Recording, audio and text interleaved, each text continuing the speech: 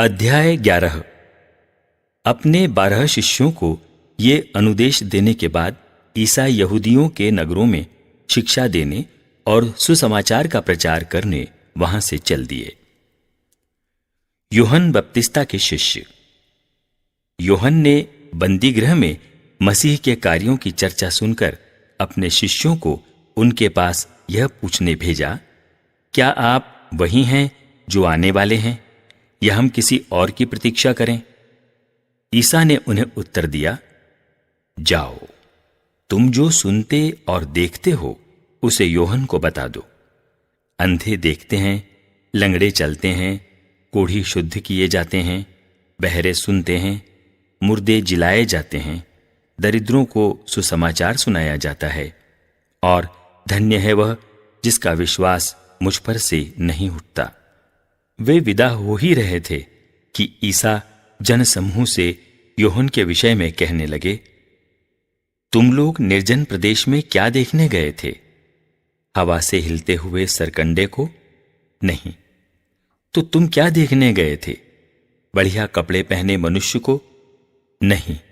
बढ़िया कपड़े पहनने वाले राजमहलों में रहते हैं।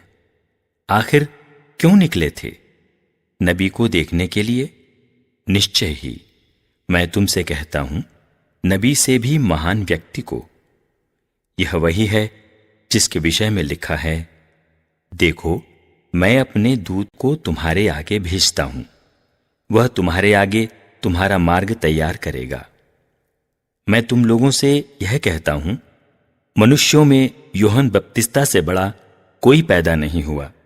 फिर भी स्वर्ग राज्य में जो सबसे छोटा है वह यूहन्ना से बड़ा है। यूहन्ना बपतिस्ता के समय से आज तक लोग स्वर्ग राज्य के लिए बहुत प्रयत्न कर रहे हैं, और जिनमें उत्साह है वे उस पर अधिकार प्राप्त करते हैं। यूहन्ना तक के नबी और संहिता भी सब के सब राज्य के विषय में केवल भविष्यवाणी कर सके। तुम चाहो तो मेरी बात मान लो कि यूहन्ना वही एलियस है जो आने वाला था। जिसके कान हों वो सुन ले। ईसा की पीढ़ी को धिक्कार। मैं इस पीढ़ी की तुलना किससे करूं? वे बाजार में बैठे हुए छोकरों के सदृश हैं जो अपने साथियों को पुकार कर कहते हैं, हमने तुम्हारे लिए बांसुरी बजाई और तुम नहीं नाचे, हमने विलाप किया और तुमने छाती नहीं पीटी। क्योंकि यूहन्ना बपतिस्ता आया जो न खाता और न पीता है, और वे कहते हैं उसे अपदूत लगा है। मानव पुत्र आया जो खाता पीता है, और वे कहते हैं देखो, यह आदमी पेटू और पियक्कड़ है, नाकेदारों और पापियों का मित्र है। किंतु ईश्वर की प्रज्ञा परिणामों द्वारा सही प्रमाणित हुई है। अविश्वासी नगरों को धिक्कार।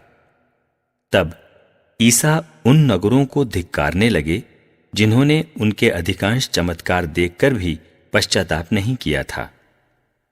धिक्कार तुझे खोराजिन, धिक्कार तुझे बेथसाइदा, जो चमत्कार तुम में किए गए हैं, यदि वे तीरुस और सीदोन में किए गए होते तो उन्होंने न जाने कब से टाट ओढ़कर और भस्म रमाकर पश्चाताप किया होता।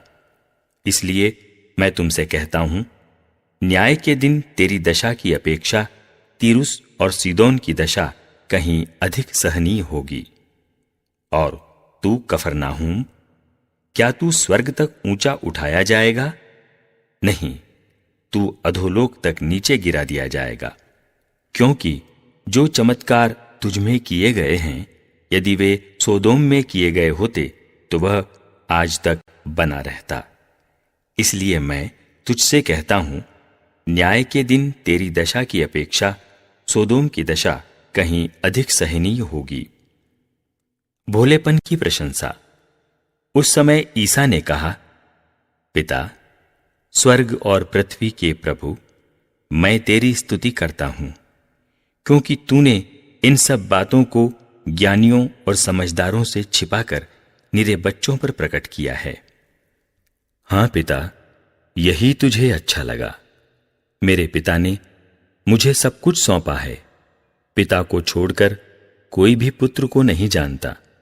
इसी तरह पिता को कोई भी नहीं जानता, केवल पुत्र जानता है, और वही जिस पर पुत्र उसे प्रकट करने की कृपा करे। ईसा की नम्रता।